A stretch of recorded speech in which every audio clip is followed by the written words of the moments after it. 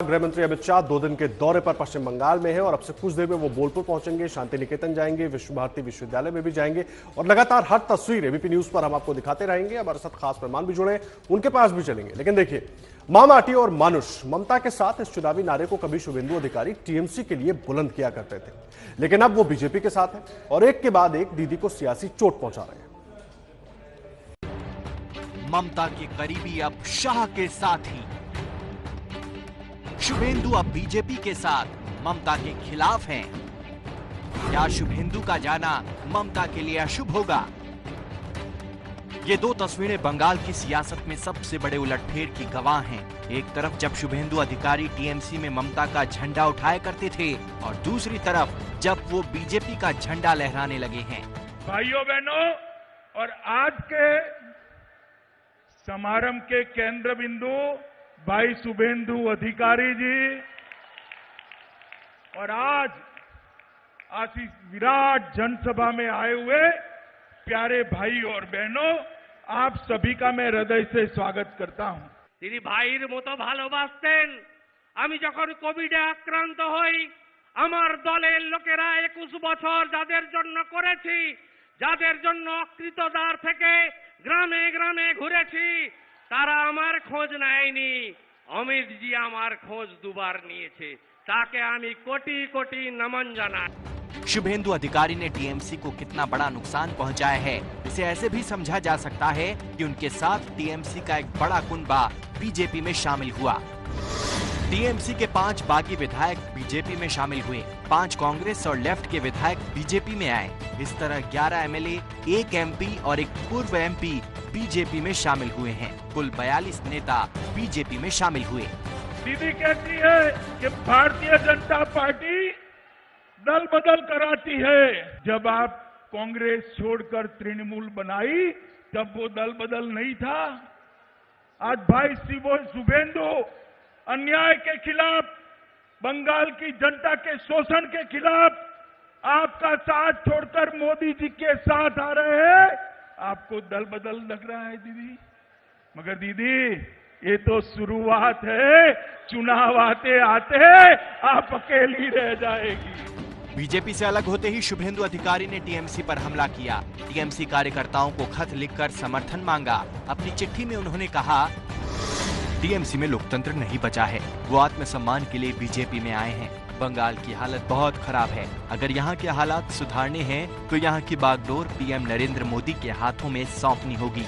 राज्य में बीजेपी की सरकार नहीं बनी तो बंगाल का बचना मुश्किल होगा। कल मिदनापुर की रैली में बीजेपी में शामिल होकर शुभेंदु अधिकारी ने ममता बनर्जी को सबसे बड़ा सियासी झटका दे दिया है। शुभेंदु अधिकारी ममता बनर्जी सरकार में कैबिनेट मंत्री रहे हैं। शुभेंदु अधिकारी और इनके परिवार का बंगाल की 65 विधानसभा सीटों पर असर माना जाता है। शुभेंदु अधिकारी ने पश्चिम बंगाल में 25 साल तक राज करने वाली लेफ्ट सरकार की जड़ें उखाड़ने में बड़ी भूमिका निभाई थी। शुभेंदु अधिकारी नंदीग्राम आंदोलन के सूत्रधार रहे हैं। অমিত শাহজির সঙ্গে আমার সম্পর্ক কতদিনে। তিনি তখন মহামন্ত্রী পার্টির অল ইন্ডিয়া জেনারেল সেক্রেটারি, পূর্ব ইউপি চার্জে 14 সালে লোকসভা নির্বাচনে তিনি দলকে জিতিয়েছেন, ইউপিতে ঝড় বইয়ে দিয়েছেন। তখন অশোক রোডের পুরনো পার্টি অফিস, তার সামনে একটা ছোট্ট ঘরে অমিত জি আমাকে দর্শন দিয়েছিলেন। राजनीति में शुभेंदु अधिकारी को बूथ मैनेजमेंट का मास्टर माना जाता है। राजनीति में उनकी अब तक की कामयाबियां बताती हैं कि बंगाल की राजनीति में उनका कद क्या है।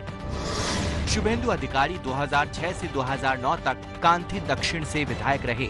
2009 और 2014 में तमलुक से सांसद चुने गए। 2016 में नंदीग्राम से विधायक बने और ममता सरकार में मंत्री बनाए गए।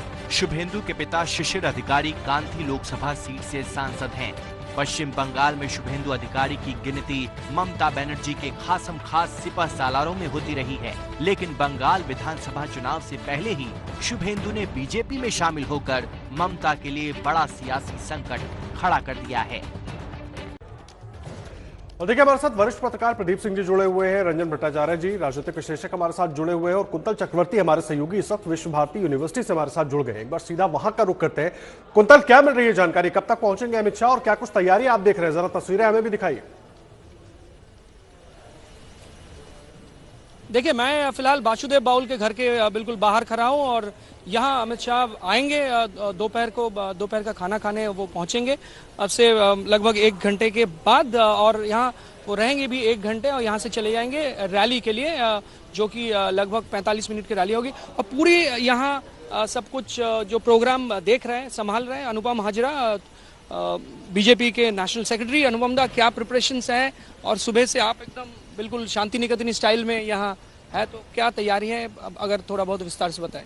देखिए, आज पूरा मतलब एक फेस्टिव मोड में पूरा शांति निकेतन है और हम चाहते हैं कि पहली बार अमित शाह जी बीरभूम शांति निकेतन में पदार्पण करेंगे तो उनका स्वागत भी वैसे ही होना चाहिए। यहाँ का जो कल्चरल फ्लेवर है और यहाँ का जो टिपिकल जैसे कि उन्होंने डिसाइड किया कि एक बाउल के घर में खाना खाएंगे एक आदमी बोलो यार, वैसे हम पूरा चीज को ऑर्गेनाइज किए हैं। और वासुदेव दा जो है मेरे पुराने दोपहर के खाने में क्या क्या है? दोपहर के खाने में यहाँ का बीरभूम का स्पेशलिटी आलू पोस्तो, हम सब लोगों का फेवरेट जो बीरभूम में रहते हैं। हमारे साथ एक बाउल संगीतकार भी है, आप अगर कोई गाना गाएंगे अगर थोड़ा बहुत सुनाएं। मिलन हबे कत दिने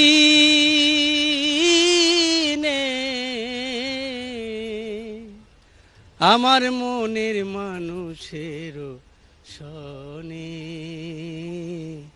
ओ आमार मोनेर मानुषेर सने चातक पहर यहर निशी বসে আছে কালো শশী হব বলে চরণ দাসী হব বলে চরণ দাসী ওতা হয় না কপাল গুনে ওতা হয় না কপাল গুনে আমার মনের মানুষের শনি আমার মনের মানুষের। तो वासुदेव बाउल जो है 3 गाना सुनाएंगे गृह मंत्री को और अपने हाथों से वो खाना बना रहे हैं। पिछले 1-2 घंटे से प्रिपरेशन जारी है। थोड़ा बहुत अगर बताएं, आप बता रहे थे कि आज मेन्यू में क्या क्या है? आज मेनू में आलू भाजा है, पटल भाजा और यहाँ का जो टिपिकल बीरभूम का डिश है आलू पोस्तो, मूंग का दाल है। और जैसे मतलब एक बाउल फैमिली जो खाना खाते हैं एकदम वही खाना आज अमित जी खाएंगे। और यहाँ का जो एक स्पेशल चावल होता है जो वो मिट्टी के ओवन में बनाया जाता है वो भी आज स्पेशली बनाया जा रहा है। तो और बासुदा खुद खाना आज बना रहे हैं। बहुत ही मतलब नैरो सा एक एंट्री है तो आपको पूरा नहीं दिखा पा रहा हूँ, लेकिन आदर्श मेरे साथ है, आदर्श नायर कैमरामैन। आदर्श, आपको थोड़ा बताऊंगा, आप अगर अंदर की तस्वीरें थोड़ा बहुत दिखाएं। यहाँ सिक्योरिटी जोन में फिलहाल मैं खड़ा हूँ और जहाँ से गृह मंत्री अमित शाह अंदर जाएंगे, यहाँ रहेंगे लगभग 1 घंटे और यहाँ से वो चले जाएंगे रैली के लिए। आपको मैं दिखा रहा हूँ जो तस्वीर, अंदर की तस्वीर है। थोड़ा सा नैरो लेन है लेकिन बाहर अभी प्रिपरेशन जारी है। अंदर वासुदेव बाउल जो है अपने हाथों से वो खाना बना रहे हैं और गृह मंत्री यहाँ आएंगे, 1 घंटा रहेंगे। प्रिपरेशन फिलहाल जारी है। जी कुंतल, तस्वीरें भी हम देख रहे हैं और अपने दर्शकों को दिखा रहे हैं किस तरह की वहां पर तैयारियां नजर आ रही हैं। आप रहे हैं हमारे साथ और 2 खास मेहमान भी जुड़े हुए, प्रदीप सिंह जी और रंजन भट्टाचार्य जी। प्रदीप जी, मैं आपके पास आ रहा हूं। कुछ देर पहले रंजन भट्टाचार्य जी जिस तरह से कह रहे थे कि चुनौती देने की कोशिश तो हो रही है लेकिन उतनी बड़ी चुनौती नहीं होगी क्योंकि पश्चिम बंगाल में 211 सीटें हैं टीएमसी के पास। ऐसे में जो बीजेपी दावा कर रही है, और जाहिर सी बात है कोई भी पार्टी अगर अपनी जमीन बनाने के लिए उतरती है तो वो बड़े बड़े दावे करती है, कोशिशें करती है, लेकिन कुछ तो आगे बढ़ पाएगी। नहीं, देखिए, ऐसा है कि हर चुनाव दूसरे चुनाव से भिन्न होता है।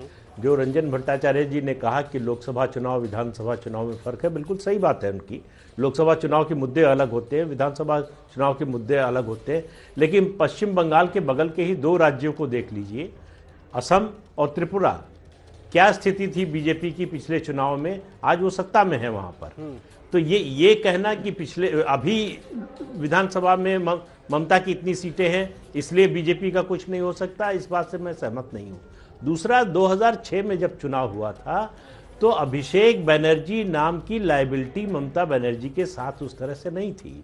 आज जितने तृणमूल कांग्रेस के नेता नाराज हो रहे हैं, असंतुष्ट हैं, जो पार्टी छोड़कर चले गए उनकी बात छोड़ दीजिए, जो हैं उनमें भी बहुत से लोगों को इस बात की नाराजगी है कि ममता बनर्जी जिस तरह से अपने भतीजे को आगे बढ़ा रही हैं और उसको अपना राजनीतिक वारिस बना रही हैं। आप देखिए, एक सिमिलरिटी बगल में असम से दिखती है, वहां भी हेमंत विश्व शर्मा को तकलीफ इसी बात की थी कि मुख्यमंत्री तरुण गोगोई अपने बेटे को आगे बढ़ा रहे हैं, उसको अपना राजनीतिक वारिस बनाना चाहते हैं। मैं आपको बीच में रोक रहा हूं प्रदीप जी, तस्वीरें दिखा रहे हैं हम अपने दर्शकों को। बोलपुर पहुंच गया है गृहमंत्री अमित शाह का हेलीकॉप्टर और अब किसी भी वक्त वो बाहर आएंगे। और शांति निकेतन से हम ये तस्वीरें दिखा रहे हैं जहां पर गृहमंत्री अमित शाह का हेलीकॉप्टर पहुंच चुका है और तमाम उनका सिक्योरिटी स्टाफ मौजूद है। बस अब किसी भी वक्त अमित शाह वहां से निकलेंगे। हालांकि पहले 11 बजे का वक्त था, अमित शाह को 11 बजे वहां पहुंचना था, लेकिन थोड़ा ज्यादा वक्त लगा पहुंचने में और अब गृहमंत्री अमित शाह वहां पर पहुंच चुके हैं। तस्वीरें हम दिखा रहे हैं अपने दर्शकों को। कैलाश विजयवर्गीय, दिलीप घोष, दोनों नेता गृहमंत्री अमित शाह के साथ वहां पर पहुंचे और ये बड़ी अहम तस्वीरें हैं। 2 दिन के दौरे पर हैं गृहमंत्री अमित शाह और लगातार बंगाली अस्मिता की बात कर रहे हैं। बीजेपी को, खुद को बंगाली अस्मिता से जोड़कर दिखाने की कोशिश बीजेपी की तरफ से हो रही है और लोगों को यह एहसास कराने की कोशिश हो रही है कि बंगाल में बीजेपी ही अब एकमात्र विकल्प है। जिस तरह से कल अमित शाह ने टीएमसी के ऊपर हमले किए और खुद टीएमसी से आए शुभेंदु अधिकारी ने जिस तरह का दावा किया कि अगर बंगाल को बचाना है तो बीजेपी को ही मौका देना होगा। तस्वीरें देखिए, सबसे पहली तस्वीरें हम आपको दिखा रहे हैं। गृहमंत्री अमित शाह इस वक्त शांति निकेतन पहुंच चुके हैं जहां वो गुरुदेव रविंद्रनाथ टैगोर को पहले श्रद्धांजलि देंगे, विश्व भारती यूनिवर्सिटी जाएंगे, उसके बाद एक लोक गायक के घर जाकर बाउल संगीत भी सुनेंगे और वहीं पर भोजन भी करेंगे और उसके बाद उनका रोड शो होगा।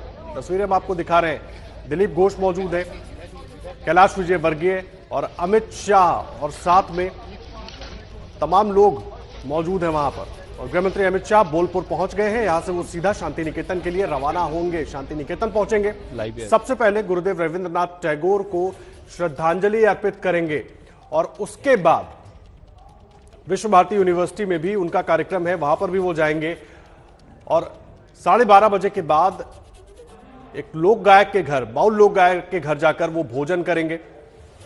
लोक गायक का जो लोक गान है, लोकगीत है, उसका वो आनंद भी उठाएंगे और उसके बाद उनका रोड शो शुरू होगा और रोड शो के बाद शाम को प्रेस कॉन्फ्रेंस भी करेंगे अमित शाह। लगातार पश्चिम बंगाल पहुंचे अमित शाह, हमलावर है टीएमसी सरकार के ऊपर, चाहे मुद्दा भ्रष्टाचार का हो, चाहे मुद्दा परिवारवाद का हो, चाहे बंगाल में लेकर हिंसा की बात हो, तमाम मुद्दों पर लगातार हमला कर रहे हैं अमित शाह ममता बनर्जी सरकार के ऊपर। और ममता बनर्जी सरकार की तरफ से भी तमाम तर्क दिए जा रहे हैं। हालांकि कल जो रैली हुई उसको लेकर बीजेपी काफी उत्साहित नजर आ रही है, लेकिन टीएमसी की तरफ से बार बार कहा जा रहा है कि वो जो रैली थी बीजेपी की वो फ्लॉप रही। हालांकि बीजेपी को इन तमाम चीजों से फिलहाल कोई फर्क पड़ता नजर नहीं आ रहा है, क्योंकि खोने के लिए बहुत ज्यादा कुछ बीजेपी के पास नजर नहीं आ रहा है। और जितनी उत्साहित पार्टी दिखाई दे रही है, जिस तरह से पार्टी अपने काडर को खड़ा करने की कोशिश में लगी हुई है और जिस तरह की कोशिशें बीजेपी नेताओं की तरफ से लगातार दिखाई दे रही है पिछले कई सालों से, उसको लेकर बीजेपी पूरी तरह आश्वस्त है कि इस बार जब चुनाव होंगे तो उसमें बदले हुए आंकड़े नजर आएंगे, चौंकाने वाले आंकड़े नजर आएंगे। और शायद इसीलिए अमित शाह कल जब एबीपी न्यूज से बात कर रहे थे, एबीपी न्यूज के संवाददाता नीरज पांडे से खास बातचीत कर रहे थे, तो वो बार बार एक ही दावा कर रहे थे कि 200 सीटें जीतेंगे। 294 सीटें हैं पश्चिम बंगाल में और 200 सीटें जीतने का दावा अमित शाह बार बार कर रहे हैं।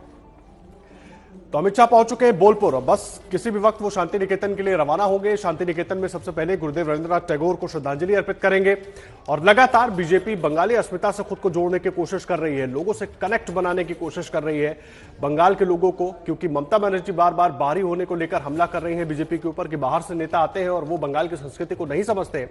ये कहकर ममता बनर्जी की तरफ से हमला किया जा रहा है, टीएमसी के नेता हमला कर रहे हैं और उसी को देखते हुए बार बार बंगाली अस्मिता की बात करती, सोनार बांग्ला की बात कर रही है बीजेपी और अपने आप को लोगों से जोड़ने की कोशिश में लगी हुई है। अमित शाह रवाना हो चुके हैं शांति निकेतन के लिए और शांति निकेतन पहुंचेंगे, वहां पर गुरुदेव रविंद्रनाथ टैगोर को श्रद्धांजलि देंगे और विश्व भारती यूनिवर्सिटी में, विश्वविद्यालय में भी एक कार्यक्रम है जिसमें वो सम्मिलित होंगे। ये तस्वीरें देखिए जिस वक्त उनका हेलीकॉप्टर पहुंचा था। तमाम नेता मौजूद हैं, दिलीप घोष भी मौजूद हैं, कैलाश विजयवर्गीय भी मौजूद हैं साथ में। और अमित शाह की ये तस्वीरें आप देख रहे हैं, इस वक्त शांति निकेतन पहुंचने वाले हैं गृहमंत्री अमित शाह।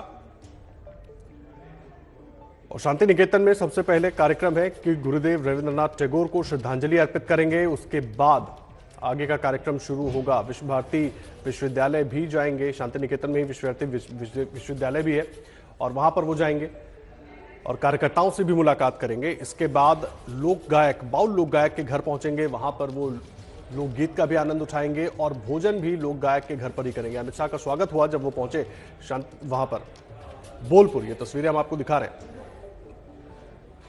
बीजेपी के तमाम नेता वहां पर मौजूद हैं।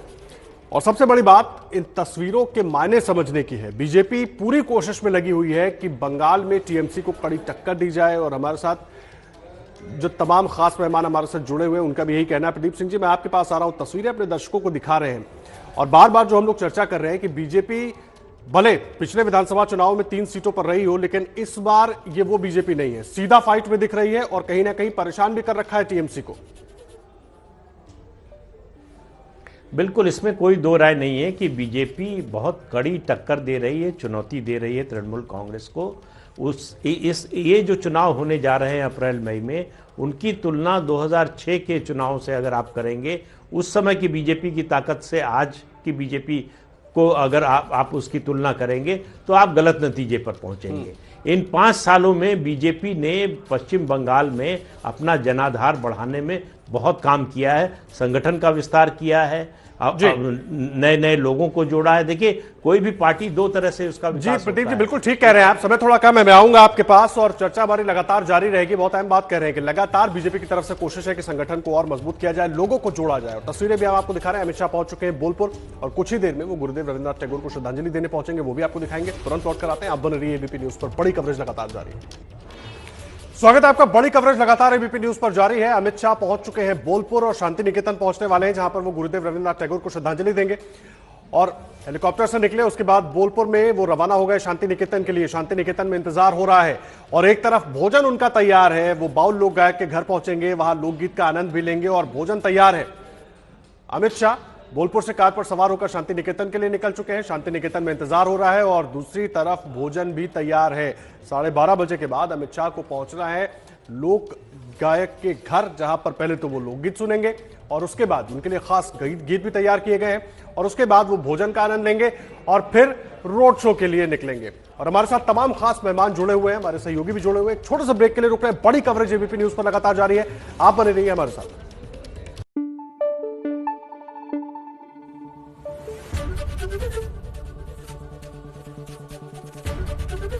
एबीपी न्यूज आपको रखे आगे।